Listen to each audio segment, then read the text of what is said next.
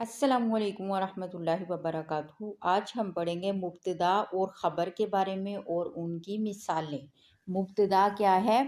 جملے میں جس کے بارے میں بات کی جائے اسے مبتدا کہتے ہیں۔ مبتدا کسے کہتے ہیں؟ جملے میں جس کے بارے میں بات کی جائے اسے مبتدا کہتے ہیں، اور یہ اکثر معرفہ ہوتا ہے، یعنی کہ جانا پہچانا لفظ۔ اور خبر کسے کہتے ہیں؟ جو چیز مبتدا کے بارے میں بتائے اسے خبر کہتے ہیں۔ یہ اکثر نکرہ ہوتی ہے، یعنی کہ یہ عام لفظ ہوتا ہے۔ مثلاً بچہ خوش ہے، الولد سعید۔ الولد کیا ہے؟ مبتدا، سعید خبر۔ بچہ خوش ہے، الولد سعید۔ الولد مبتدا ہے، سعید خبر ہے۔ لڑکی خوبصورت ہے، البنت جمیلۃ۔